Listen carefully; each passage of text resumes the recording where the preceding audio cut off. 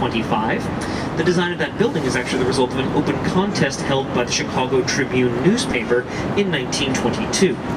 You see, they wanted to build the most beautiful office building in the world, and as opposed to entrusting that idea to a single architect, they held an open submission contest with a $100,000 prize for the winning design. The winning design, by architects Howells and Hood out of New York City, was chosen from over 360 entries from 23 separate countries. Around the base of the building are a series of stones from various famous sites around the world as well. Piece of the Great Pyramid of Giza, Great Wall of China, Berlin Wall, Westminster Abbey, Notre Dame, the White House, the Alamo, Parthenon, Colosseum, Taj Mahal, etc. On the right, you'll see this white building with the clock tower. Now, that's the Wrigley building. We're going to skip this one for now. I promise we will talk about it later. It's one of my favorite buildings in the entire city, so it's like saving your dessert for the end of the meal. So we're skipping it now, but don't worry, we will hit it on the way back. Okay, we'll pass it on the way back. Fingers crossed we won't hit it on the way back. Now, on the right, you'll see this large blue structure. This is the second tallest building in the city of Chicago, named for the largest ego in the country. That is the Trump International Hotel and Tower, completed in 2009, designed by architect Adrian Smith, a Chicago native. Now, the setbacks for the building actually match up with various famous sites around the structure. The lowest setback matches up with the main block of the Wrigley building. The second setback matches up with the top of Marina City, which we'll discuss in just a few minutes, and the highest of the three setbacks matches up with the top of this large black building coming up here on our right. Now, that is the AMA Plaza, formerly the IBM Plaza, completed back in 1971, designed by German architect Ludwig Mies van der Rohe. Hugely influential on the city of Chicago. He was originally head of the Bauhaus School of Architecture in Germany before fleeing to the U.S. in 1933. Can't think of a single reason why anybody would leave Germany in 1933. Came to the U.S., took over as head of the architecture school at the Illinois Institute of Technology, making Chicago his adopted home. Now, this building is actually a beautiful example of his signature international style. The dark glass, black steel, straight lines, right angles. Very clean, very simple, very efficient, very German. Now, this is actually the last building that Mies van der Rohe designed before he passed away in 1969. But the building was not completed until 1971, so he never actually got to see the finished results of the building. Not that it matters much, considering all of his buildings pretty much just look like that one, just of sort of varying sizes, all big black steel boxes. We'll see a lot of his influence throughout the tour as well. But on the right, you guys will see these round concrete structures. That is Marina City, completed back in 1964, designed by architect Bertrand Goldberg, who was actually a student of Ludwig Mies van der Rohe's. Now, these buildings are nicknamed the Corncob Towers because, well, look at them. Now, these things are actually intended to serve a city within a city. So the upper floors are residential, the lower floors are a parking garage, entirely valet parked. Behind the two buildings is the Hotel Saks, which was originally intended as an office building. The Chicago House of Blues is also on site, with shops, restaurants, grocery stores, bank, marina at river level, everything you could possibly need in an urban environment in one location. And the concept behind the buildings was that the idea was that if people had everything they needed in an urban environment in one location, they would be less tempted to move out into the surrounding suburban areas and contribute to the rapidly expanding urban sprawl around the city of Chicago. Spoiler alert, it did not work, given that the city population is about 3 million and the suburban population is about 6 million. Valiant effort, ultimately, completely unsuccessful. Now, if you look ahead of us here on the right, you'll see this red brick structure with the clock tower. That is the Reed Murdoch Center, completed back in 1914 by architect George C. Nimmons. Now, this building is actually one of the last remaining warehouse structures along the riverfront here in the downtown area. Now, it's not a warehouse anymore, but it was originally constructed as one. You'll also note, as we come alongside of it, that the building is lopsided. East of the clock tower, there are 5 window bays and the end cap. West of the clock tower, there are only 4 window bays, and the end cap, that's not what the building looked like when it was completed in 1914. You see, in 1927, the city of Chicago wanted to widen LaSalle Street, the bridge we'll be passing under in a moment, but, well, there was a building in the way. So as opposed to knocking down the structure simply to widen one street, They just knocked off the last window bay, completely rebuilt the new end of the building to look just like the end on the other side, and kind of hoped that nobody would notice. But that's why I'm here to point out that stuff.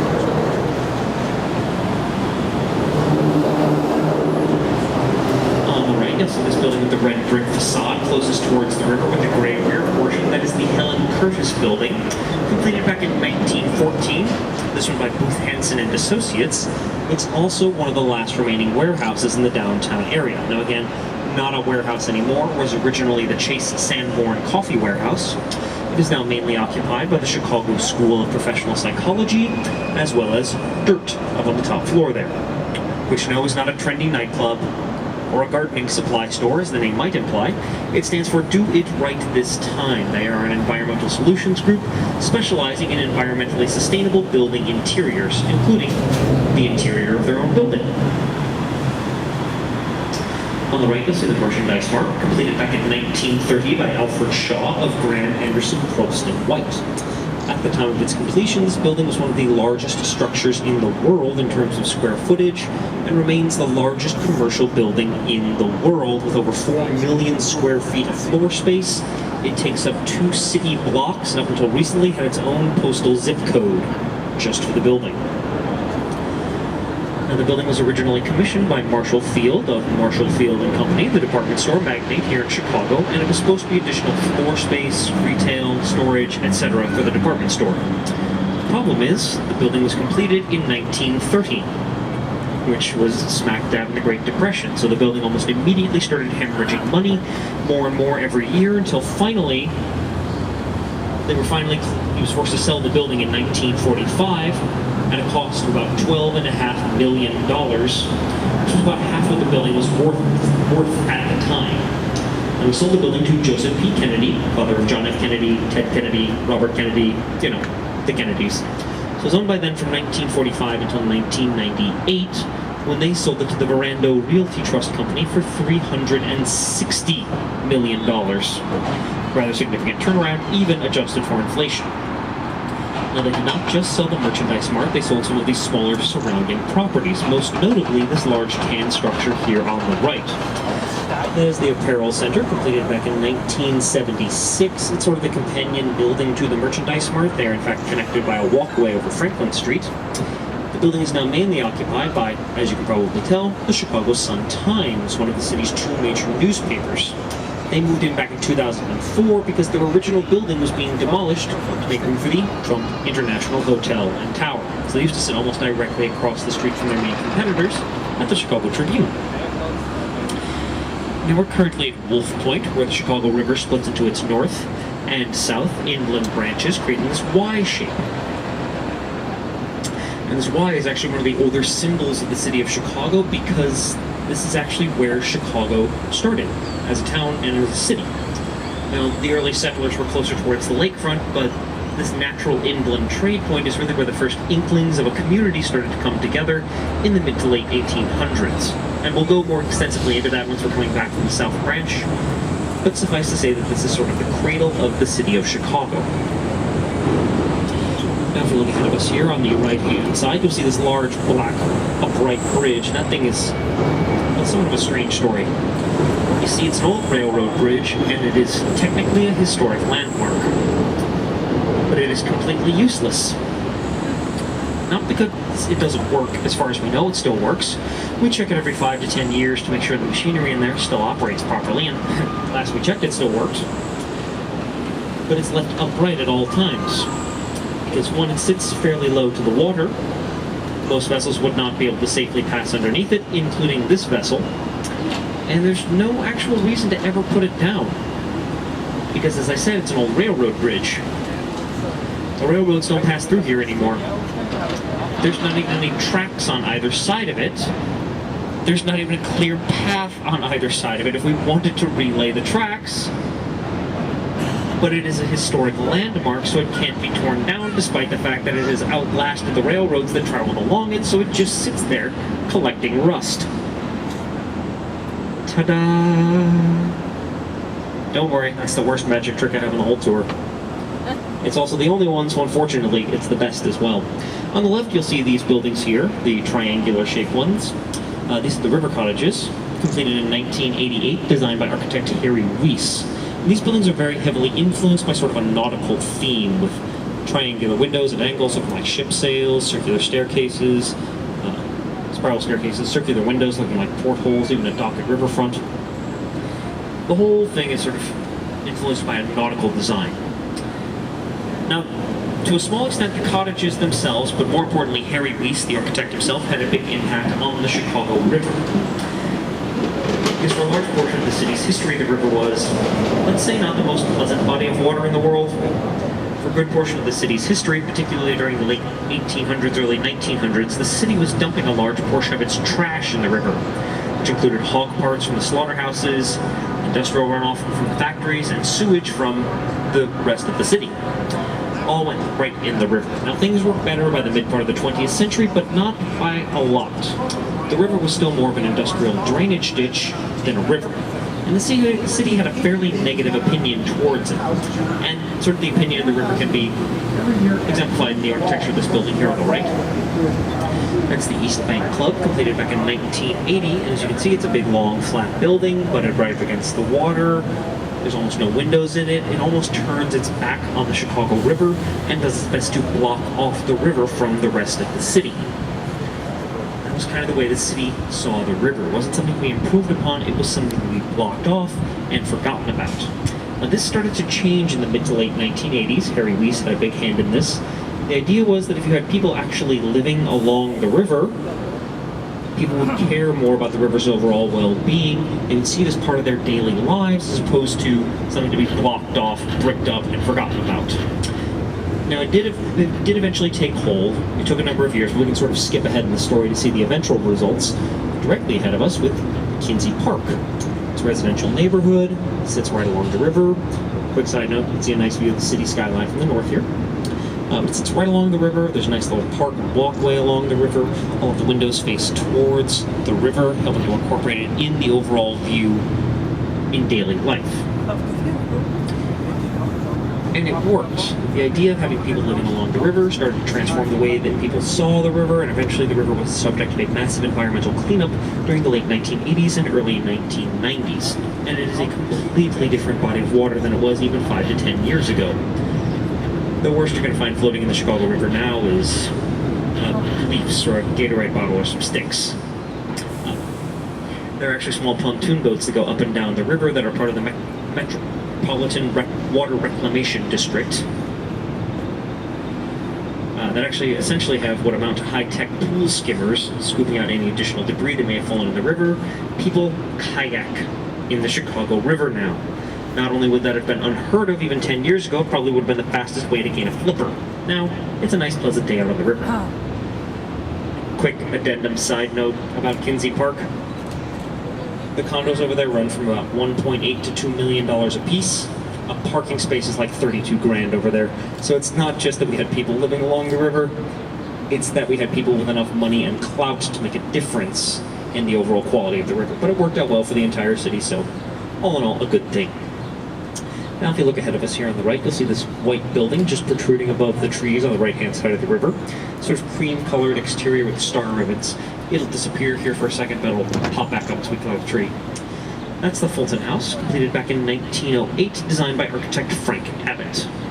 Now, that building originally did not have any windows or balconies on it because it wasn't a residential space.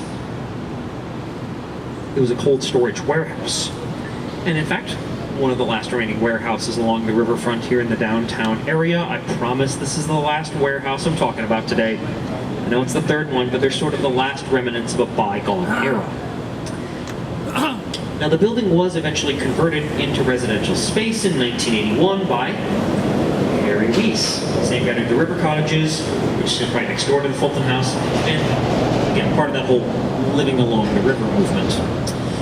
Now, it was somewhat of an undertaking to convert these buildings. First off, they had to let the buildings thaw for nearly a year, because as I said, they were a cold storage warehouse from 1908 until 1981. Imagine letting your freezer go for that long. Now multiply to the size of the building. They also had to strip out all of the original insulation because it was made from horsehair. Yes, there was still a building with horsehair insulation in the downtown area during the early part of the Reagan administration.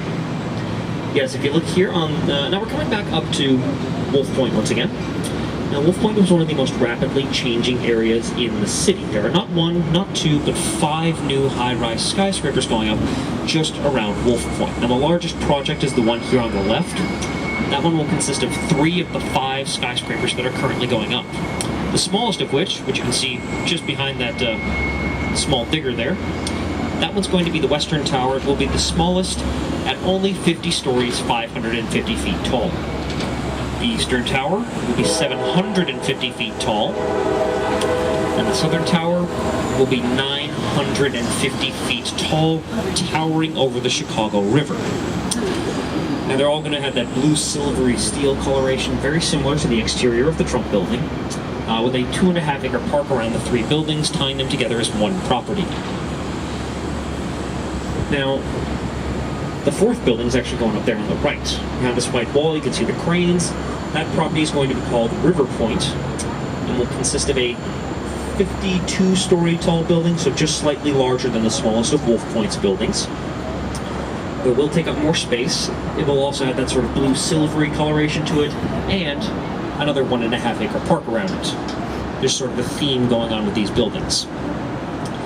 The 5th and final one is called Wolf Point. Oh, it's here going up at Wolf Point is called 150 North Riverside. And it's a doozy. And it will be going up just across Lake Street, which the street we'll be passing under here in a moment, from River Point. It's going to be a 53-story tall building, 1 story taller than the one going up across the street from it. And you can already see the construction equipment for it partially hanging out in the river, because there's not enough room for it on the property itself. It's an extremely small strip of land. You can see the far end of the property is where those concrete barriers are. They can't expand any further than that because beyond that are active railroad tracks. There's a river on one side, rail tracks on the other. You can see it's an extremely narrow strip of land. But it's not going to be a narrow building. What they're planning to do is to build a solid central core along the property itself, which will rise to about 3 stories. At that point, the building will flare out on its east and west faces, nearly tripling the interior space of the structure, giving it sort of an upturned bottle profile from the north and south faces, part of it hanging over the river, part of it hanging over the rail tracks. There's also supposed to be a 1.5 acre park around it, though I have no idea where they plan to put it, and it will completely block off the building behind it from the Chicago River. The only reason they actually just started on the project several weeks ago, they owned the property for several years, it has been in litigation up until that point, and they finally lost out. So, sorry to the guys who invested behind it. So, on the way back from the south branch of the river, get a good look at Wolf Point while you can, because it's not going to look like that in 10 years. On the right, you guys will see the Boeing building, completed back in 1990. It's headquarters of the Boeing International Corporation. They moved here from Seattle when the building was completed. The building is also home to the tallest clock tower in the Western Hemisphere. That spire at the top of the building is the high point of the 2nd tallest clock tower in the world, tallest in the Western Hemisphere, and formerly the tallest in the world until 2010 when it was replaced by one in Mecca in Saudi Arabia. Figured it was high time you guys knew all that. Get it? Because of the elevation of the clock tower, it's high time. Well, if you don't like corny jokes that are unnecessarily explained, you're on the wrong boat, because they don't get any better from here, folks. It's going to be a long, hot, corny afternoon for you. On the right, you guys will see this stone building. That is the Riverside Plaza, completed back in 1929 by Graham Anderson, Provost and White. The building itself was actually the first building to take advantage of air right construction. As you see, they don't own the land underneath it. The railroad companies do, because there are active passenger rail lines that pass underneath the building itself, and in fact all the buildings here on the western bank of the river. During the real estate boom in the 1920s here in Chicago, skyscrapers were rising. The railroad companies wanted in on it but didn't want to tear up the tracks, so they started selling the air above the tracks for construction purposes. The Riverside Plaza was the first one to take advantage of it, but by no means the last. The process has been going on for decades all along the western bank of the river.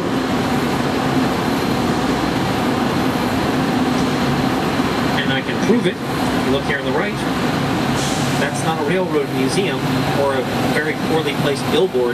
Those are active rail tracks with trains on them waiting to pick up passengers. These are sort of the bowels of Union Station, which we'll actually see a little bit later in the tour. Now if we look ahead of us here on the right-hand side of the river, you'll see that building with the black windows and the white trim. That is Gateway Center number 3, completed back in 1971. Now, Gateway Center number 3 is part of the Gateway Center complex, which is a series of buildings all constructed over the rail tracks and on air rights during the 1970s and 80s by architecture firms Skidmore, Owings, and Merrill. Remember that name, we're going to hear it a whole bunch more times along this tour. In fact, we've already seen one of their buildings with the Trump International Hotel Tower.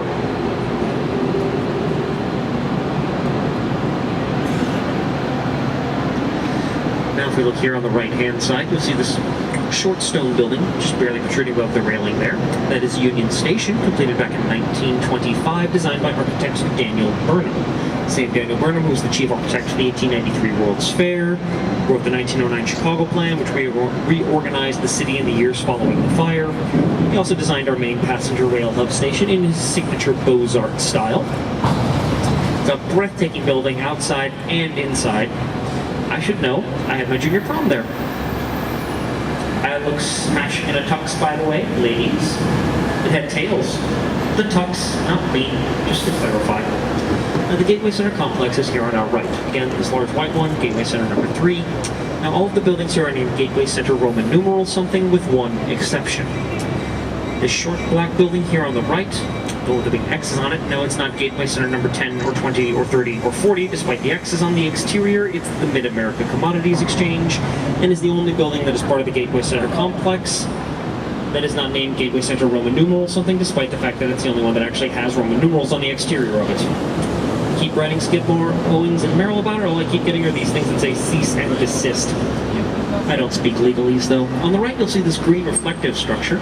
That's Gateway Center number 4, completed back in 1983, designed by architect James DiStefano, working for Skidmore, Owings, and Merrill.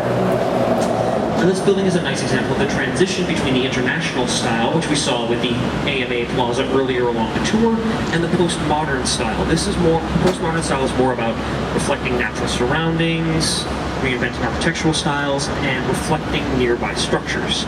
This building took the whole reflecting other structures thing a bit too literally, in that its polished green surface is basically just a giant mirror for everything that stands around the building. The green tint is also intended to reflect the coloration of the river, and the curve in the building is intended to reflect the curve in the river that's coming up ahead of us. Movie buffs might recognize this building without ever having been to Chicago. Anyone who's ever seen The Dark Knight will recognize this building from the opening bank robbery sequence. It's actually the first thing that appears in the movie when they blow out a window in the south face, rappel across the street to the roof of the bank. The building across the street is the one they used for the bank. It's a derelict building, so they shot the entire sequence inside the building. Unfortunately, it's not actually a bank. It's a post office. Or was, up until the 1990s. It's the old main branch of the Chicago Post Office, completed in the early 1920s by Graham, Anderson, Probst, and White. As you can see, the building is massive, and that is because at the time, the city of Chicago was the mail order capital of the world. Mainly because based here in Chicago were Sears and Roebuck and Montgomery Ward, two of the nation's largest mail order catalog companies. For our younger riders, a catalog is like if you printed out all of Amazon into one big stack of papers about the size of a phone book. A phone book is what we used to put numbers in before we had cell phones and the internet. Ask your parents. Now, the mail order industry started out small, but by 1900, the city was doing $20 million a year just from those two companies in $1,900, not adjusted for inflation. Hence the need for the massive post office. Now, by the 1990s, the facility was very much out of date, extremely inefficient, and was finally closed in 1996. The building itself is a historic landmark, so it can't be torn down. So the building sat derelict for a number of years, showed up in several movies, including Dark Knight, as I mentioned earlier, and Transformers 3. It was purchased in 2009 by a British development firm, for about $20 million, and they recently got another $500 million cash infusion from Sterling Bay, another British development firm, with the intention to convert the building into a combination retail office space structure, serving as sort of an anchor point for a proposed redevelopment going on the western side of the city. So fingers crossed, the beautiful old building might not be derelict for very much longer. Now on the right, you guys will see, well, so the post office still had a job to do. So they packed up all their things, moved all the way to the new location over on the right. They literally moved across the street. I assume it's they did not have to send a change of address form to themselves. But it is a significantly more efficient building, if a little bit less aesthetically flared. It's a solid, gray, simple, efficient, right-angled building. No, it was not designed by Ludwig Mies van der Rohe, but it is very much in his simple style. Now, if we look ahead of us here on the left, you guys will see this building with the gray rounded edges. That is River City, completed back in 1986, and if it looks a bit familiar, good eye, it was designed by Bertrand Goldberg, same guy who did Marina City along the main branch of the Chicago River, the big corncob towers. Now, this is very much in line with this similar style, which you already saw with Marina City, with the whole gray stone, rounded edges. I was actually a big believer that there were no true right angles in nature, so there shouldn't be any right angles in architecture either, which actually put him quite a bit at odds with his teacher and former mentor, Ludwig Mies van der Rohe, who, if you remember correctly, was pretty much nothing but straight lines and right angles. Now, this building is, again, it's like Marina City, city within a city, marina at river level, rounded edges. It's sort of Marina City the sequel, but it's Marina City like the direct-to-VHS sequel that came out like 20 years later when the cast was a little past its prime, not quite as large of a budget, special effects aren't as impressive. For our younger riders, VHS, this thing we had before DVDs, was big spools of magnetic tape. Again, ask your parents. Now on the right, you guys will see, well, right now a picturesque power station, but once we clear that, we will see the most important site in the city of Chicago that isn't there anymore. Don't worry, I'll elaborate. You see, back in the 1870s, Chicago had a little bit of an issue with some fire. What eventually came to be called the Great Chicago Fire, which was not so great, but there was plenty of fire, started on October 8th, 1871, over here on the right. Once we clear this power station, we will see a large red and white radio tower off in the distance. That radio tower sits directly next to where the fire started, in an old barn on a back end of the old O'Leary property over on DeKoven Street. If you look way off over there on the right, that's actually where the fire started. Or it's very, very close to it. Now, we know where the fire started, but does anybody know how the fire started? Because if you do, please contact the city council. We would like to know too. We have no idea how the fire started. Yeah, there are a lot of theories on how the fire started. The most of you probably hold the most. We have no idea how the fire started, but the most common theory is the whole Mrs. O'Leary's cow kicking over the lamp in the barn. And if you haven't heard the story, well, you just did. That's pretty much the whole story. Oh, fire in the barn must have been crazy old Mrs. O'Leary's cow. Har, har, har. It's a bunch of bull. Forgive the pun. That's the only joke I will ask for an apology for on this tour. We know it's false because the guy who made up the story admitted it. Michael Arhen, a writer for the Chicago Republican at the time of the fire, well, he admitted that he made up the entire story in order to sell papers in the days following the fire. Quick side note, here on the left side, beautiful view of the Chicago skyline from the south, one of the more underappreciated views of the skyline. I'm a little biased from the south side though. But yeah, Michael Arhen admitted to fabricating the entire story. The problem is the fire was in 1871. He did not admit it until 1893. So the O'Learys were left to be blamed for 22 years with no one bringing forth any sort of evidence in their defense. And by then it was difficult to retract the story because by then the story had spread like, what's something that spreads really quickly? I don't know, it'll come to me later. So we know where the fire started. We don't know exactly what started it, but we do kind of know why it happened. The city was pretty ripe for it at the time. The city was almost exclusively made of wood, which included the sidewalks, which had dried leaves packed underneath them for support. The city also had no zoning laws, so you had lumber mills next to kerosene depots, next to rendering plants, next to apartment buildings, next to private homes.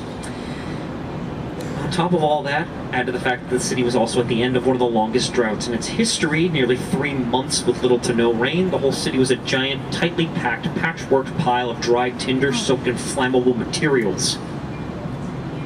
Pretty much anything could have started a fire at that point. If it hadn't been the O'Leary barn, it would have been something else. So something sparked. Wind was blowing east. How did it cross the river? Well, we had wooden bridges crossing the river that caught fire. We also had barges in the river that caught fire. We also had, as I mentioned earlier, a rather heavily polluted Chicago River, meaning that in some places the river itself caught fire, spreading the fire to the eastern bank.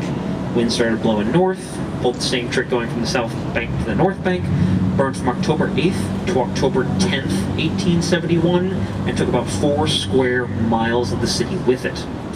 When all was said and done, the fire had destroyed 73 miles of roads, 120 miles of sidewalks, 2,000 gas lampposts, 17,500 buildings, that's a rough estimate, killed 300 people, and did $222 million worth of damage. That's in 1871 dollars as well, and made up about 1/3 of the city's total value. Not bad for a little fire in a cow barn, huh? You know what's on the site of the O'Leary property now? The Chicago Firefighters Academy. Not a joke. We train our firefighters on the exact spot where the fire started, gets them in the right mindset for the job, and kind of lets the world know we have a little bit of a dark sense of humor when it comes to the fire. It's one of those laugh or cry situations. It's like being a Cubs fan. Now directly ahead of us, you guys will see that building with the blue windows and the tan trim, with the green cylinder at the top. That is the 311 South Wacker building, completed back in 1990 by Cohn, Pedersen, and Fox. Now that building is actually modeled after a lighthouse. So much so that that big green column at the top of the building has over 2,000 high wattage light bulbs in it that actually illuminate it after dark as a big white lighthouse beacon. Now we can actually change the color of it for various special events. Green for St. Patrick's Day, red, white, and blue for 4th of July, red and white for when the Blackhawks are in the playoffs, you know, major yearly holidays. Now on the right you guys will see this building with the stone exterior, gray pyramid towards the top, and the silver statue at the apex. That is the Chicago Board of Trade building, completed back in 1930 by Hollabard and Root. Now that building, at the time of its completion, was the tallest building in the city of Chicago at over 600 feet tall, and remained the tallest building in the city until 1965, when it was finally replaced by the Daly Center in downtown Chicago. Now the statue at the top of the building is of Ceres, the Roman goddess of agriculture, and she's up there because the main commodities traded there are corn, wheat, and soybeans. I know, a Board of Trade in the Midwest that handles grains. Shocking, but true. Now, the statue has a bit of an oddity to it, and it's difficult to see from here because we're actually looking at her backside. But the statue doesn't actually have a face on it. It was intentionally left off. Because, as I said at the time, it was the tallest building in the city. They figured, who's ever going to see the face up there? I mean, look at the size of that thing. What are you going to do? Build a taller building in Chicago? That's crazy talk. So let's talk crazy. Directly ahead of us, that big black building with the white antennas up on top of it is, to say the least, the taller building in the city of Chicago. In fact, that's the tallest building in the city, the Sears Tower, second tallest building in the Western Hemisphere, and the 9th tallest building in the world. And yes, I know I called it the Sears Tower. It was intentional. The name's officially the Willis Tower, the same on the side of the building. That's the legal name of the building. That's the name in all the newer guidebooks. That being said, anybody over the age of 5 in the city still pretty much calls it the Sears Tower. We're stubborn, what can I say? Now the reason there's that 5-year cutoff is because that's when the name changed. In 2009, a British insurance company, Willis Insurance, bought the naming rights. That's it, that's the whole grand story behind the name change. Sears wasn't even in the building anymore. They had moved out to the northwest suburbs where real estate was significantly cheaper for their main headquarters than a city block-sized tower in the downtown area. Now the building stands 1,451 feet tall. That is before the antennas. With the antennas, it stands over 17 building was designed by Bruce Graham and Fazlur Khan, the same guys who did the Hancock Center here in Chicago. And the firm behind the project was architecture firm Skidmore, Owings & Merrill. I told you we were not done with them yet, and we're not done with them by nearly a long shot. Now you can see the building is very heavily influenced by Mies van der Rohe's international style, with the dark glass, black steel, straight lines, right angles. It's essentially just 9 international-style towers all lashed together into one gigantic megastructure, with each section rising to a different height. 2 of them go to the 50th floor, 2 go to the 66th, 3 go to the 90th, and 2 go all the way up to the 110th floor at the top of the building.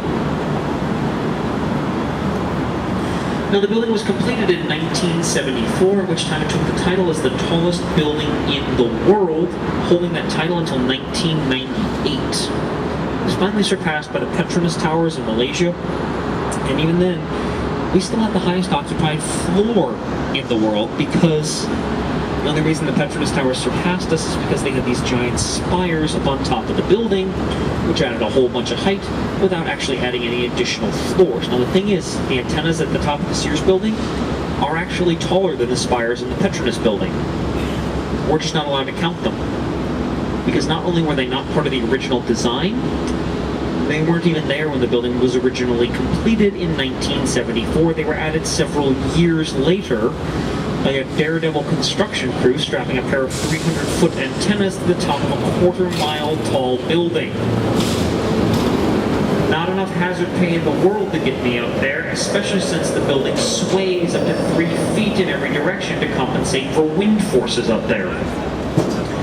Speaking of up there, you can see those little tiny boxes strapped to the side of the structure. Those little tiny dots moving around in there. Those aren't ants, that's just what people look like from a quarter-mile down. Those are called the ledge, and they are 4 plexiglass boxes, plexiglass on all sides, including the floor. Strapped to the flat western face of the building on the 103rd floor sky deck, meaning that you can walk out in them, look straight down, and have nothing between you and the ground but 1,353 feet of not-so-solid air. Now, I know they look small, but they are fairly spacious from down here. You do not have to confront claustrophobia and fear of heights at the same time. They're about the size of a pair of phone booths. You can bring in a friend, you can stretch out, you can lie down if you want. For our younger riders' phone booths, with these little glass boxes we used to have on the side of the street, ask your parents. It's from back in the historical record, like floppy disks and jelly bracelets and cave paintings, you know, old stuff. Now, if you look ahead of us here on the right, you will see this building with the black windows, the tan trim, the jagged edges, the corners. That is the Chicago Mercantile Exchange Center, completed back in 1987 by Fujikawa Johnson & Associates. And that building had a bit of a challenge when it was first constructed. You see, they needed 40,000 square feet of open space for the trading floor.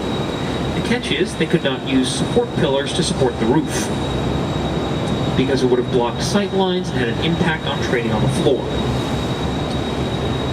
So they had to figure out how to support a 40,000 square foot roof without supports. And the answer came from the 2 tower sections of the building. When they were first constructed, they were built with a slight outward angle to them. Not huge, barely noticeable by the human eye, just enough that they lean slightly out. That way, when the roof was constructed in between the 2 towers, the weight of the roof pulled the towers to an upright position.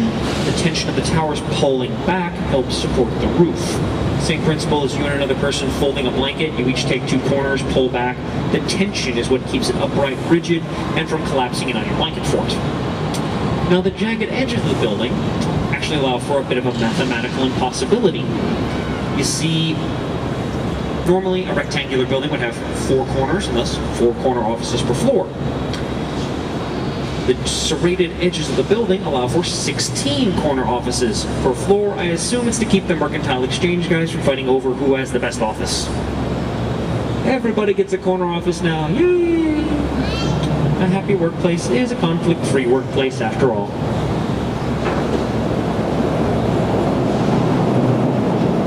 On the right, you guys will see the Chicago Civic Opera building, completed back in 1929 by Hollivard and Root. Originally home to the Chicago Civic Opera, not sure if you could tell. It was not home to them for very long, though. You see, Samuel Insull, the man who paid for the building, president of the Civic Opera Society, and a utilities tycoon at the time, went bankrupt in 1932 and took the Civic Opera down with him. So it only lasted in there for about 3 years. Good thing they didn't mark the building in any sort of permanent way. Actually, this flat blank wall of the structure is the back wall of the stage. That's why there's no windows in it. It'd be very distracting to the actors. Have us go by, waving, taking pictures, asking for autographs, throwing rotten fruit. You know, stuff you do at the theater. It's now home to the Chicago Lyric Opera, which sort of continues on the same tradition as the Civic Opera, despite being a technically unrelated institution. Alright, now we're coming back up towards Wolf Point, which, as I said, is sort of the cradle of the city, and it's where the city actually started. But there was one building that sat there that sort of was the catalyst for Chicago coming into being, and would have sat where this red brick structure coming up on our right-hand side now sits. That's the Great Lakes building. But it sits on the site of the old Sauganash Hotel, which was built back in 1826 by a pair of old French fur-trapping brothers, Mark and Monique Beaubien, and it predated not only the city of Chicago in 1837, but the town in 1833. The Sauganash was a frontier tavern, restaurant, bar, hotel, and this was still very much the American West at that point. And it was a rough and tumble frontier place, and it was sort of the only bar in the area as well. So, people did not have a lot of other options. You had an extremely diverse crowd in there. Farmers, fur trappers, Potawatomi Indians, westward moving settlers, local businessmen, soldiers from Fort Dearborn, all drinking and dancing and carousing and drinking and gambling and arm wrestling and drinking, and there were foot races on the front lawn and wrestling matches in the backyard, and did I mention the drinking? Also, the bar is still open downstairs for anybody who wants a more historically authentic experience. The Sauganash is also where we became Chicago. Literally. You see, we had to hold the vote to be a town somewhere in 1833, and well, everybody was kind of at the Sauganash anyway. It also turned out to be a fairly solid demographic representation for the area, so we went ahead and held the vote in the bar. It's also where we elected the first board of trustees, and the first mayor, William Ogden. And it also briefly served as our original town hall. That's the site Chicago was founded on, and Chicago was founded in a bar. Probably get more done in terms of civic government if that were still the case, but then ideas like that are what did get kicked off the City Planning Commission. So just one kegger at City Hall, and suddenly Rom's like, you're a political liability in a very important election year, Adam. Pack your things and go. Only the riverboats would hire you now. Politics, right? At least here I don't have to wear a tie. On the right, you guys will see this green rounded building. That is the 333 West Wacker building, completed back in 1983 by Cone, Pedersen, and Fox, same company that built the 311 South Wacker building. Now this structure, as you can see, has those stone pieces around the lowest floors of the building. That's where all the maintenance, electrical, maintenance, machinery, the loud stuff that keeps the building operating is located. And it's down there because now normally a skyscraper of that size would have things like that up at the top of the building. But the 333 West Wacker building sits directly next to the elevated rail tracks, which if you have not encountered those at any time during your time here in Chicago, suffice to say, they're somewhat loud. Those floors would have been completely useless as office space, so as opposed to letting them sit there derelict, or heaven forbid selling them at a discount, the company put all the loud machinery for the structure down there, figuring that nobody would hear it down there anyway with a train going by every 8 minutes. And if they did, well, a train's coming by in 8 minutes to cover it up, so quit your whining. Now on the right, you guys will see this tan structure with the sort of turret-like portions at the top of the building with the archway in between the two main towers on the northern face. Now this is the 225 West Wacker building, completed in 1989, again by Cone, Pedersen, and Fox.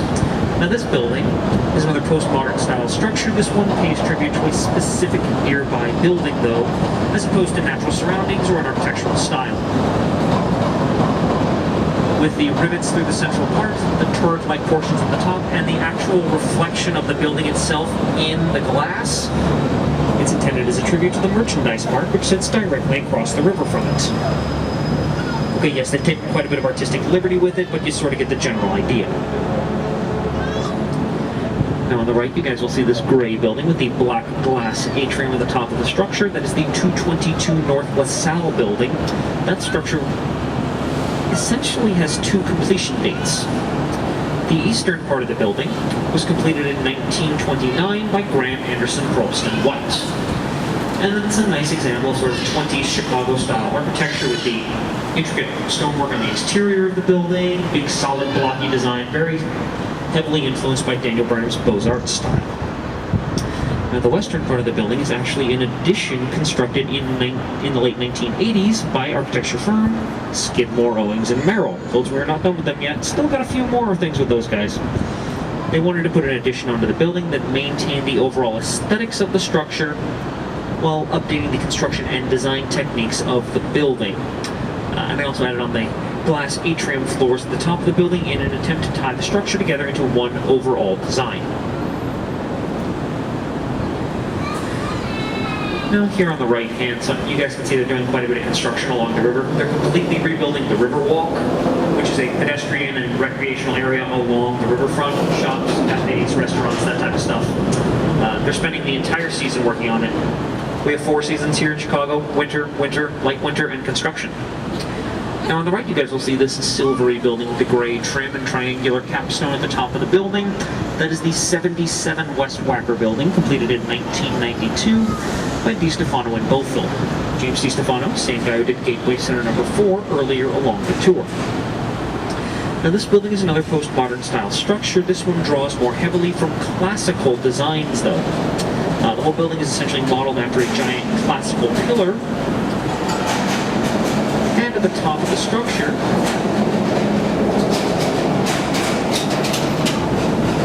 you guys can see with the triangular capstone and archways, it draws very heavily from Greco-Roman styles of architecture.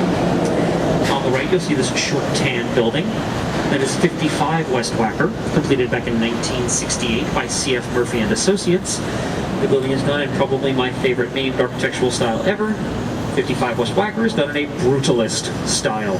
That's actually what it's called, brutalism. Now it's not like the building is trying to avenge its parents. The name comes from the French béton brut, which means raw concrete. And that's because a lot of the early examples of brutalism were basically just raw, exposed cement exteriors. So the name comes from the French translation, not from buildings trying to headbutting each other like a Godzilla movie. Sorry, guys. Now, if you look here ahead of us on the right, you guys will see this building with the dark green exterior and the gold cylindrical cap at the top. That is the old Carbide and Carbon building, completed back in 1929 by the Burnham brothers, sons of architect Daniel Burnham. Now, that building is actually designed to look like something that isn't actually a building. It has the dark green exterior, it narrows as it gets closer towards the top, ending in a gold cylindrical cap, and it's intended to look like a champagne bottle. And was built in 1929 at the tail end of Prohibition here in the U.S. So it's actually a form of architectural protest. 2 words you don't usually hear lumped together. Oh, we can't have booze? Fine, we're going to build a building that looks like a booze bottle. What do you think of them apples? It's now home to the Hard Rock Hotel, which is a fairly fitting occupant for a building shaped like an alcohol bottle. Rock and roll. Now you guys can see this white building here with the sort of circular upper third. That is the Mather Tower, completed back in 1927 by Hugh Herbert Riddle. It's actually the narrowest skyscraper in the city, and because it was originally supposed to have a twin sitting directly next to it. The gap is still there because it's a parking lot for the hotel that now occupies the Mather Tower. The building was also heavily renovated in the 1980s by architect Harry Weiss. Same guy who renovated the Fulton House and did the River Cottages earlier along the tour. Harry Weiss did a lot of interior renovation stuff in the 1980s to the city of Chicago as well. Now ahead of us on the left-hand side of the street, you guys will see the white building with the clock tower, and that is the Wrigley Building. See, I told you we'd come back to it. Designed by Graham Anderson Probst & White and completed in 1922 and 4. How's that possible? Well, as you can see, it's technically 2 separate buildings. The South Tower, completed in 1922, is the one that houses the clock tower. The northern one was completed in 1924. They're connected by a pair of walkways, joining them at the 3rd and 14th floors of the building, connecting them as one structure. Now the buildings are both coated entirely in glazed white terracotta, which gives it that sort of clean, pristine white look to it.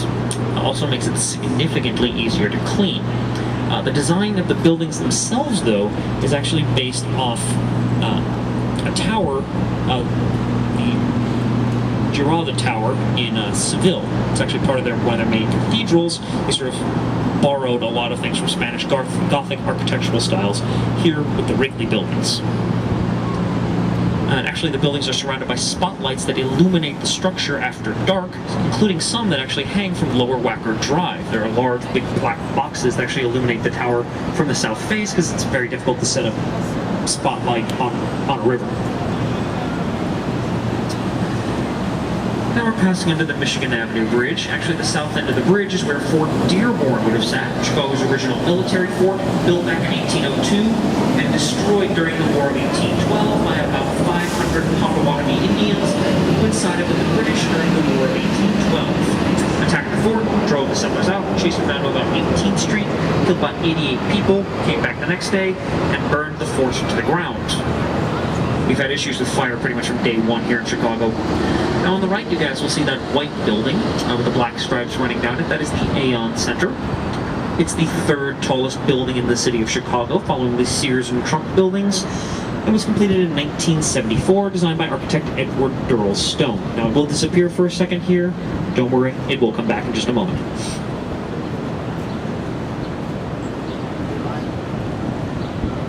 Now the building has had some issues. First off, it's changed names 3 times. Originally, it was the Standard Oil Building, or Big Stan. Then the company changed names and it became the Amco Building. No clever nickname for that one. Then the ownership changed and it became the Aon Center. The building was also originally coated entirely in white marble, which was lovely, but unfortunately marble is not generally well known for its resilience to cold or temperature shifts, both of which are fairly abundant here in the city of Chicago. So over the years, the marble started to freeze and crack and fall off the building. So between 1990 and 1992, they were forced to strip off all 35,000 slabs of Italian Carrara marble and replace it with granite at a cost of roughly $80 million. The building only cost $160 million in the first place. That's why in Chicago we don't take our marble for granted. Oh, you thought I was done with the corny jokes? Nope, just lulling you into a false sense of historically induced security. It's all downhill from here. But it does kind of make you wonder what happened to all of that marble. Some of it's still there. It's just inside the building now, where it's a bit more temperature controlled. They used to give marble floors and walls to a lot of the hallways and lobbies inside of the structure. So don't worry, the building didn't lose its marbles. I warned you guys. Now on the right, you guys will see this building with the asymmetrical balcony pattern. That is Aqua, completed back in 2009, designed by architect Jeannie Gang of Studio Gang Architects. Now this building, at the time of its completion, was actually the tallest building in the world, designed by a female architect. Standing at 859 feet tall, it has since been replaced by a pair of buildings in Dubai by architect Hazel Wong, but still stands as tallest by a female architect in the Western Hemisphere. Now that building, as you can see with the asymmetrical balcony patterns, is designed to create, particularly when viewed from street level, a rolling wave pattern that runs around all 4 sides of the structure, hence the name, Aqua. The balconies also provide a bit of a practical purpose, maximizing solar shading in the hotel rooms and condominiums that occupy the tower. On the left-hand side, you guys will see this waterfall. That is the Centennial Fountain. And as you can see, the fountain has this sort of brownish pyramid-like piece closest towards the river along the Riverwalk there with the large black dot in it. It's actually a giant water jet that blasts an arch across the Chicago River every hour for about 10 to 15 minutes at a time. We did miss it. We will not be getting wet today, and even if it were going, we would not pass underneath it. I would get just as wet as you, and I'm the one holding the electrified microphone. Grounded to water, thank you very much, not happening. But the fountain itself was constructed to commemorate the 100th anniversary of the reversal of the Chicago River. Because you see, the river does not flow along its natural path, it flows west. Up until 1900, the river flowed east into Lake Michigan. And as I mentioned earlier, at that time we were dumping most of our trash in the river. Hog parts, sewage, industrial runoff, you guys remember. In fact, there was a portion of the South Branch nicknamed Bubbly Creek. Not because there was a fresh glacial spring nearby, but because it was near the Union stockyards, who dumped enough refuse into the water. I know, it was gross. As to cause the river to bubble of its own accord. Now, all this water flowed into Lake Michigan, which is our drinking water supply. So all that filth was in the drinking water around the turn of the century. Cholera, typhoid, dysentery were rampant in Chicago, and something had to be done about it. And as opposed to not dumping in the river anymore, we decided our best option would be to reverse the river so that it no longer dumped in the lake, allowing us to continue dumping in the river for a further 80 years. Now, the river was actually already artificially connected to another body of water further inland. The Illinois-Michigan Canal, built back in the 1850s, connected the Chicago River with the Des Plaines River across a small portage. So around 1900, we just built a larger canal, the Chicago Sanitary Ship Canal, in a joint project with the City of Chicago and the U.S. Army Corps of Engineers, and it was constructed at a lower level than the river, forcing the water to start flowing westward into the Des Plaines River instead of Lake Michigan, which was great for us. Not so great for St. Louis, though. See, the Des Plaines River flows into the Illinois River, which flows into the Mississippi, which goes right through St. Louis, and they were not too happy about our little waste management project. And they sued the pants off of us, took us all the way to the U.S. Supreme Court over it, and lost. So on the day the court ruling went through in 1900, we opened up the floodgates and sent all that filthy, nasty, horrific, disgusting water straight down to St. Louis. They got us back for it, though, don't worry. We send all the wastewater down to them, they convert it to Budweiser, and ship it right back to us. Now here on the left, you guys will see this black rounded edge building that is Lake Point Tower, completed back in 1968 by John Heinrich and George Shipperit. That building consists of 3 separate wings, each one of them 120 degrees apart from the others, creating a symmetrical Y shape. Now, the angle was not just chosen for the symmetry, it was chosen because at that angle it does not matter how far out you are on each wing. It's wide enough that you can't look out your window and into your neighbor's window in either of the opposing wings, so it's actually done for privacy purposes as well. At the time of its completion, that building was actually the tallest apartment building in the world. It's 645 feet tall, and it is the furthest east residence in the city of Chicago, and in fact the only residence that sits east of Lakeshore Drive. For the most part, anything east of Lakeshore Drive is kind of considered for public spaces, parks, beaches, trails, museums, harbors, Navy Pier, stuff like that. And actually, if you look here on the right, you guys can see Lake Michigan itself. 3rd largest of the Great Lakes and the 5th largest freshwater lake in the world. It is over 300 miles long, about 118 miles wide at the widest point. The average depth is around 200 feet, though the deepest point is up near Green Bay, Wisconsin, and is over 900 feet deep. It's also the only one of the Great Lakes that's entirely enclosed by U.S. borders. Now, directly ahead of us is the Chicago Harbor Lock. We'll see it a little bit more clearly once we've turned the boat, but once we've turned the boat, you'll also get a view of the Chicago skyline, and that's a little bit prettier and more distracting. So, but the Harbor Lock was constructed, well, it was the result of another lawsuit that we got hit with when we tried to reverse the river. This one came from the other Great Lakes states, who were afraid that our reversal project would, drain the Great Lakes. So we did not win that court case. We're forced to install this, and it regulates the flow of water from Lake Michigan into the Chicago River, and it's about 2 feet higher on the Lake Michigan side than it is on the Chicago River side, so it does work. As we start to turn here, if you guys look to the left, you'll have a breathtaking view of the Chicago skyline. One of the best ways to get a view of the east side of the city without getting your shoes wet or tackled by the Coast Guard for sneaking into the Harbor Lock unauthorized. And quite frankly, I don't have anything that's going to be any prettier than this, so I'll climb up here for a second and let you guys get some nice photos.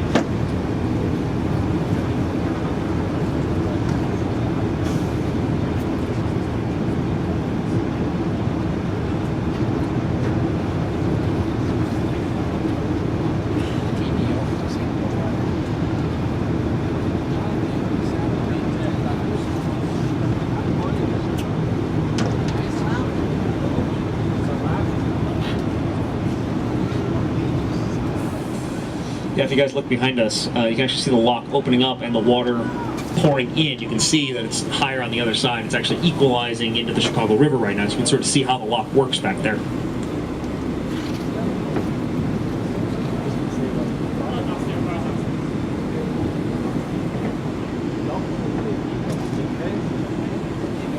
Yeah, still plenty of water in Lake Michigan. Don't worry, we're not going to drain it anytime soon. All right, everybody get some good pictures? Trick question. There's no bad angle from out here. Now, if we look over here on the right, you guys will see Navy Pier. The most popular tourist destination in the state of Illinois. It was completed in 1916 and was originally named Municipal Pier Number 2. Where's Municipal Pier Number 1, you may ask? That is an excellent question, hypothetical tour-goer. We've wondered the same thing. The darn thing never actually got built. See, Daniel Burnham wrote the 1909 Chicago plan, which sort of redesigned the way the city was put together. And in that plan, he called for 5 public piers extending into Lake Michigan. So there were supposed to be 4 more of these things. Now, we never chose the locations for 3, 4, and 5, but one was supposed to be down where the museum campus is now. Adler Planetarium, Field Museum, Soldier Field, Northerly Island. You can actually see the dome for the Adler Planetarium on the left there off in the distance, that gray dome. That's where Pier 1 would have originally sat. But we got a little overambitious, built the second one first, never actually got around to building the first one, so Municipal Pier 2 was somewhat of a dumb name for the city's only public pier, and in all honesty, kind of confusing. So it was renamed Navy Pier following World War I in honor of returning naval veterans. By the time World War II rolled around, they actually converted it into a naval training facility, training not only technicians, but pilots as well, utilizing a pair of training aircraft carriers, the Wolverine and the Sable, which were docked for the duration of the war. They trained several thousand pilots, including future U.S. President George H.W. Bush. Bush Sr. actually got his pilot wings right there during World War II. And following the war, the pier passed from the Navy to the University of Illinois, who converted it into the University of Illinois Chicago campus. So from 1945 until 1965, Navy Pier was a functioning college campus as well. Now it was closed down in 65, was sort of underused for about 15 years, subject of a restoration campaign in the early 1980s, converting it into the tourist destination that it is today. Alright, now this area over here on our right, you can see all these high-rise buildings. These are all residential structures, and this neighborhood's called Streeterville. And it's all condos, apartments, but it's one of the wealthier neighborhoods in the city, so it's very expensive apartments and condos, sort of a deluxe apartment in the sky type living. And it has one of the most bizarre origins of any place in the city. Because you see, it didn't used to exist. Literally, the land used to be water. Michigan Avenue used to be the shoreline of Lake Michigan. That's how it got the name. Where did the rest of this city come from? Well, it all started in 1871. If you've been paying attention, you'll know why that's important. The fire destroyed between 17 and 18,000 buildings in 3 days, which tends to leave a bit of rubble. So being the ecologically friendly city that we were at the time, we shoved it all out in the lake. That's kind of how we dealt with most of our problems back then. Now, around this time, there was a man named George Streeter. He was a steamboat captain, not the most reputable guy in the world, bit of a scoundrel, sort of a borderline pirate smuggler type. Less Blackbeard, more Han Solo, but with a big walrus mustache. And he crashed his boat into a sandbar on Lake Michigan out here. Couldn't get it unstuck, decided heck with it, I'm gonna live here. Because the rubble was filling in the gap between the shoreline and his boat on the sandbar, creating a new strip of land, which he claimed for himself. Now, obviously, not all of this is built on the rubble from the fire. The fire started the process of expanding into the lake. It's been continued on and reinforced over the years, but again, the fire started the process. Now, George Streeter argued that this strip of land was exempt from city and state jurisdiction because it hadn't shown up on maps, so it was thus unclaimed by anyone, including the city of Chicago and the state of Illinois, and was beyond their jurisdiction because it was beyond their borders, the shoreline of Lake Michigan, the old one. So he claimed it for himself, called it the District of Lake Michigan, and proceeded to run his own little pirate shanty kingdom out there. To to live there, you had to do two things. One, pay rent. Two, follow all of his rules to the letter. They were as follows.